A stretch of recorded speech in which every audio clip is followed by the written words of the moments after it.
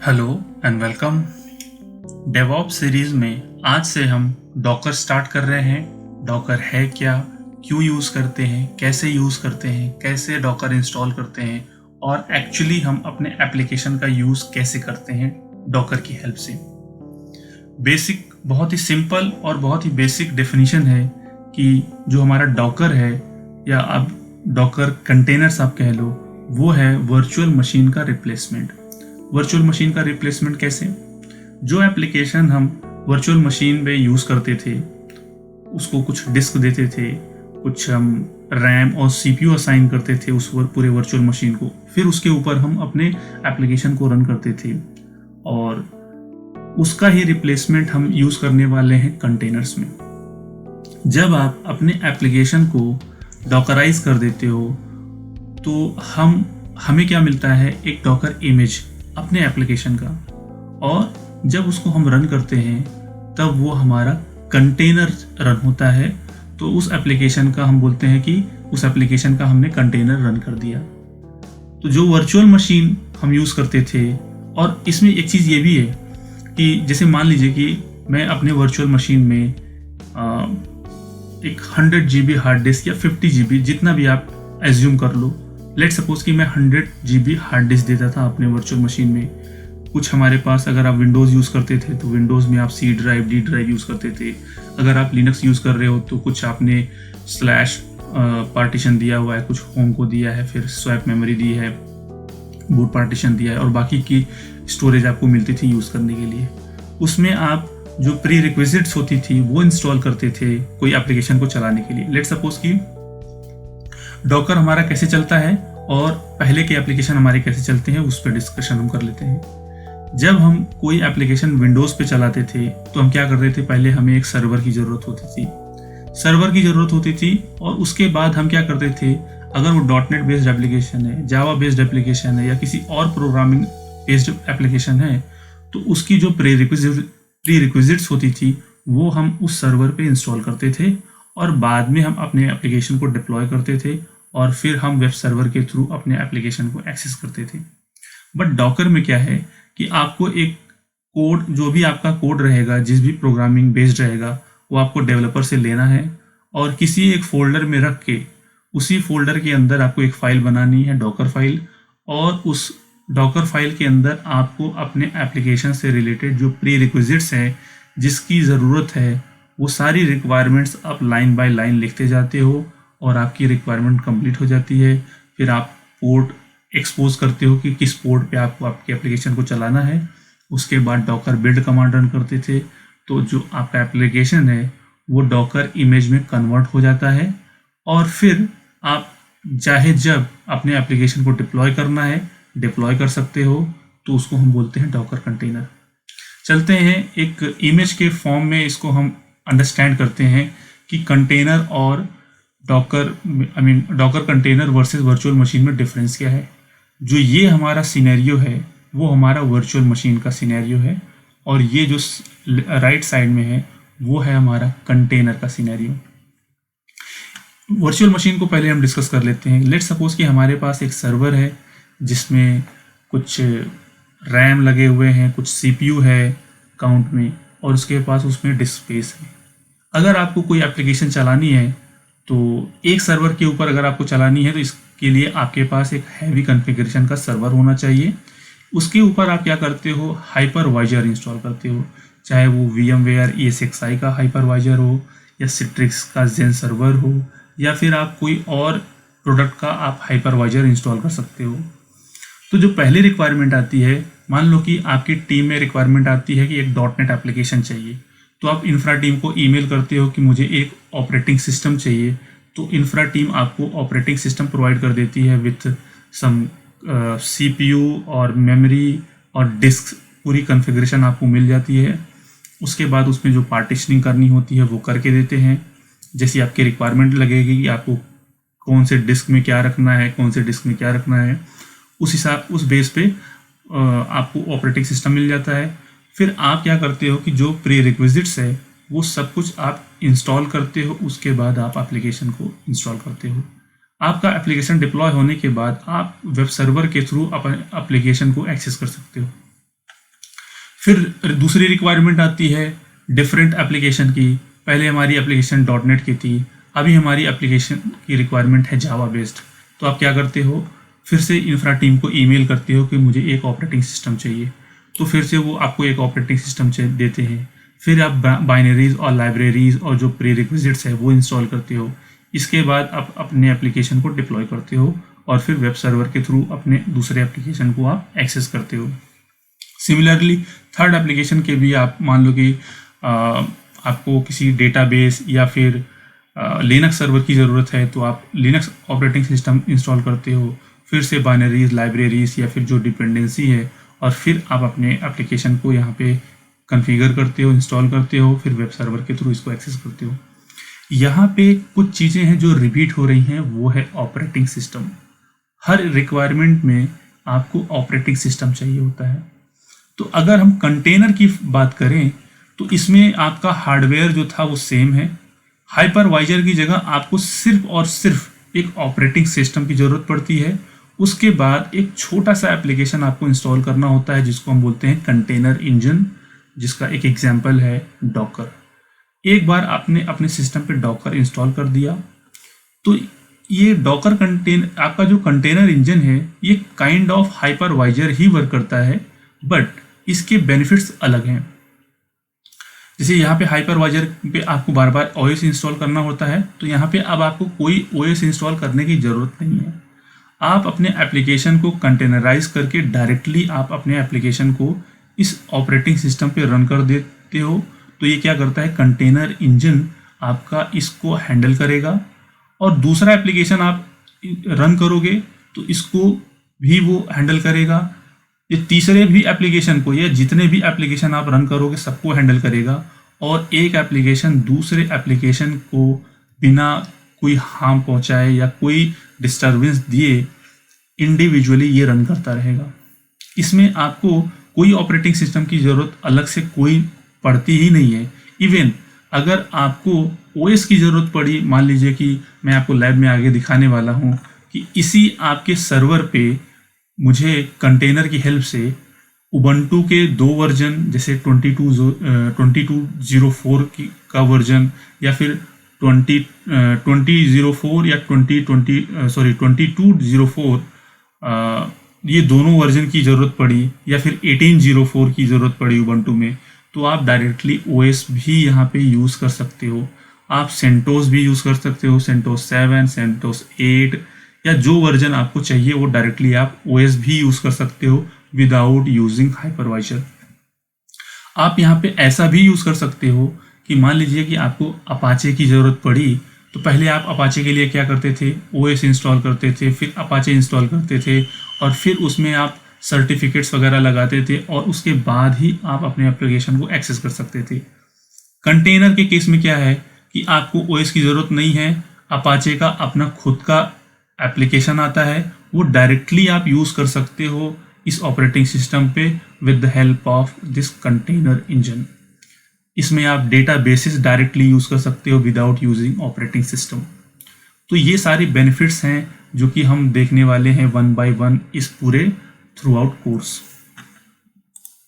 और अगर इस जो भी मैंने अभी एक्सप्लेन किया, इसमें थोड़ा सा भी अगर थोड़ा भी कन्फ्यूजन होगा आपको, जब आप इसके लैब देखोगे तो आपको बहुत ही ईजी, बहुत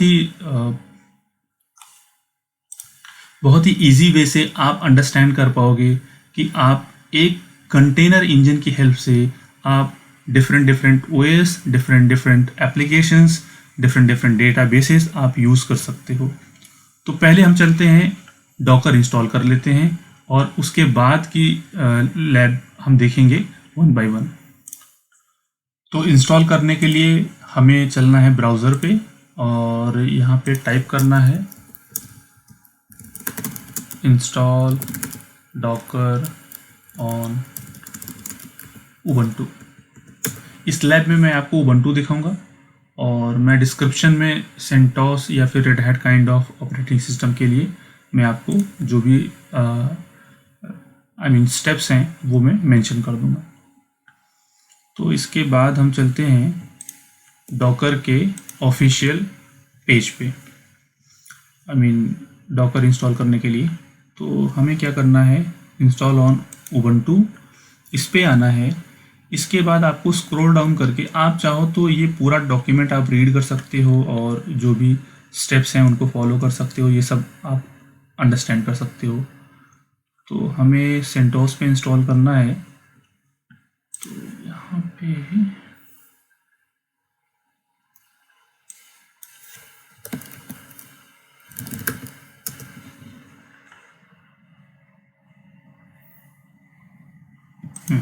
install Docker engine on Ubuntu, इस पे आते हैं और यहाँ पे आपको हाँ एक चीज़ यहाँ पे और दिख रही है कि यहाँ पे 2310 और 2304 ये नया वर्जन आया है।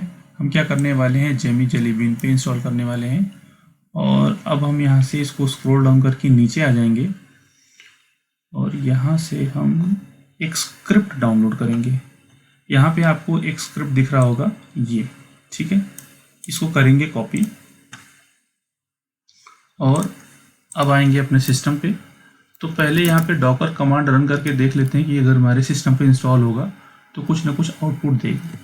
तो यहाँ पे कुछ भी नहीं है और एलएस करके दिखा देता हूँ। यहाँ पे मेरे पास कोई और पैकेज नहीं है। तो मैं क्या करने वाला हूँ, इसको यहाँ पे पेस्ट करूँगा और कर्ल कमांड की हेल्प से ये get-docker.sh ये मेरा डाउनलोड हो गया, ठीक है।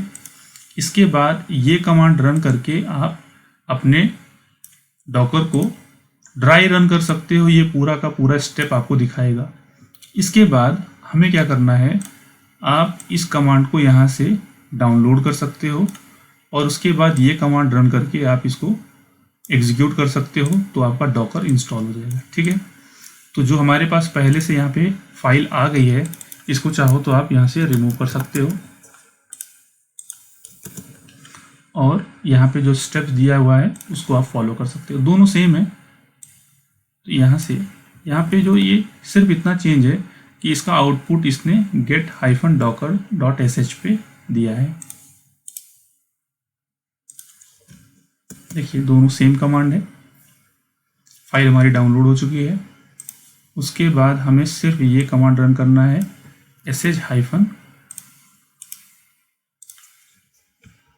get-docker.sh। अब ये थोड़ा सा टाइम लेगा और डॉकर को कर देगा इंस्टॉल।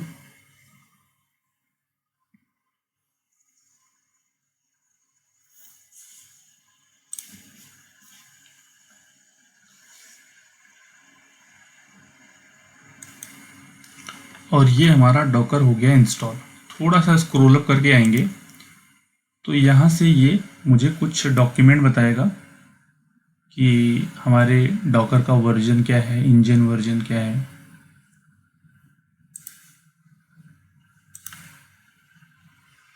तो यहाँ से आप देख सकते हो जो डॉकर इंस्टॉल हुआ है, डॉकर इंजन, वो कम्युनिटी एडिशन है, उसका वर्जन ये है। उसका गो वर्जन क्या है, गिट कमिट क्या है, ओएस आर्किटेक्चर क्या है, ठीक है।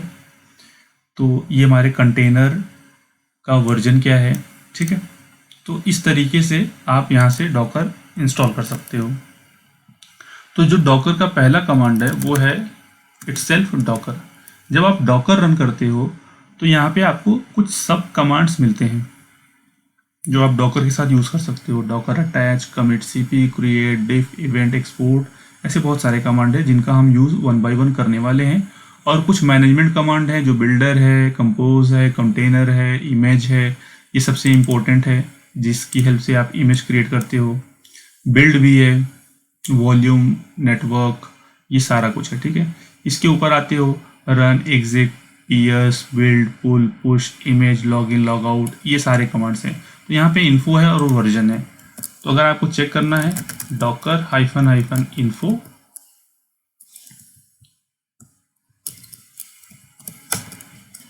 तो ये रहा हमारा डॉकर से रिलेटेड सारी इंफॉर्मेशन, ठीक है। हाइफन नहीं लगाना है, सिर्फ डॉकर इन्फो करना है। तो यहाँ पे आपको क्लाइंट का वर्जन मिल जाएगा। इसके बाद यहाँ पे कितने कंटेनर्स रनिंग है, कितने कंटेनर्स हैं, कितने रनिंग है, कितने पॉज्ड है, स्टॉप्ड है, कितने इमेजेस हैं, सर्वर का वर्जन है, स्टोरेज उसका ओवरले 2 है, ठीक है। और CG ग्रुप क्या है इसका, वॉल्यूम लोकल है, बाकी की इन्फॉर्मेशन आपको यहाँ से मिल जाएगी। स्वाम हमारा इनएक्टिव है, स्वाम भी हम देखेंगे, जो ऑर्केस्ट्रेशन टूल है जिसमें हम मल्टीपल सर्वर को क्लस्टर में रन करके अपने कंटेनर्स को मैनेज करते हैं। और इसमें CPU कितना है, मेमोरी कितनी है, सिस्टम का नाम क्या है और इसका डायरेक्टरी क्या है, वर लिब डॉकर। तो ये सारी इन्फॉर्मेशन आपको यहाँ से मिल जाएगी। अगर आपको इन्फो की जगह वर्जन देखना है तो सिंपल सा डॉकर वर्जन आप यहाँ से टाइप कर सकते हो, या फिर docker-v। तो इस तरीके से आप डॉकर के वर्जन को भी चेक कर सकते हो। तो अभी क्वेश्चन ये है कि हमने डॉकर इंस्टॉल तो कर दिया, बट मैं इमेज लैब के लिए कहाँ से यूज़ करूँगा। तो उसके लिए आपको क्या करना है, ब्राउज़र पे आना है, hub.docker.com पे आना है और इसमें आपको आपका एक अकाउंट बनाना होगा। मेरा अकाउंट ऑलरेडी क्रिएटेड है तो मैं डायरेक्टली साइन इन कर सकता हूँ, या फिर आप जीमेल के थ्रू या फिर गिटहब के थ्रू आप अपना अकाउंट बना सकते हो। तो यहाँ पे मैंने बहुत सारे तो नहीं, कुछ हमने इमेजेस बना करके पुश किए थे अपनी रिपोजिटरी में। तो जो यूज़र नेम रहेगा, जो यूज़र नेम है मेरा मृदुल08, ये आपके इमेज के जब आप टैग करते हो तो उसके सामने ये ज़रूर लगेगा। अदरवाइज़ अगर आप ये टैग नहीं लगाओगे अपने यूज़र नेम को तो कंटेनर को, डॉकर इमेज को समझ में नहीं आएगा कि इसको, या फिर ये कह लो कि डॉकर इंजन को समझ में नहीं आएगा कि इस इमेज को कहाँ पे पुश करना है। तो ये सब जो भी कुछ मैं अभी बता रहा हूँ इसको हम लैब में भी देखेंगे। बस आपको डॉकर हब पे एक अकाउंट बनाना है। डॉकर हब क्या है, एक कंटेनर रजिस्ट्री है। जैसे आप सोर्स कोड रखने के लिए गिटहब या बिटबकेट या गिटलैब या अदर रिपोजिटरी यूज़ करते हो अपने सोर्स कोड को स्टोर करने के लिए, वैसे ही डॉकर हब है जो कि रिपोजिटरी है आपके डॉकर इमेजेस को स्टोर करने के लिए। क्लाउड बेस्ड जितने भी क्लाउड प्रोवाइडर हैं उन सब के पास, चाहे वो एज्योर हो, चाहे वो AWS हो, चाहे GCP हो, चाहे अदर वेंडर्स हो, सबके पास अपने डॉकर कंटेनर रजिस्ट्री है जहाँ पे आप अपने इमेजेस को स्टोर करते हो। तो ये जनरली लैब के लिए लोग डॉकर हब ही यूज़ करते हैं, बहुत ही फेमस है। और इसमें जो आपको रिपोजिटरी मिलेगी वो पब्लिक मिलेगी। यहाँ पे आप देख सकते हो ये जितनी भी मेरी इमेजेस हैं पब्लिक हैं। ऑर्गेनाइजेशन के लिए, ऑर्गेनाइजेशन में जो रिपोजिटरी यूज़ होती है वो प्राइवेट होती है, जो पासवर्ड प्रोटेक्टेड होता है। आप इनका भी इमेज, ये जो मेरी इमेजेस हैं इनका आप यूज़ कर सकते हो। बट जो प्रोजेक्ट बेस्ड इमेजेस होती हैं वो सिक्योर होती हैं, प्राइवेट रिपोजिटरी होती है, जिनको हम AWS या एज्योर या फिर रिक्वायरमेंट ऐसी है तो आप डॉकर हब पे भी आप प्राइवेट इमेजेस बना सकते हो, फिर उनके कुछ चार्जेस रहेंगे। तो ये था हमारा डॉकर का इंट्रोडक्शन, और डॉकर क्या होता है, कैसे यूज़ करते हैं, और छोटा मोटा जो मैंने एग्जांपल दिया वो अब हम 1 बाय 1 एक लैब में उसको परफॉर्म करके देखेंगे। तो इस वीडियो में फ़िलहाल इतना ही। Thanks for watching.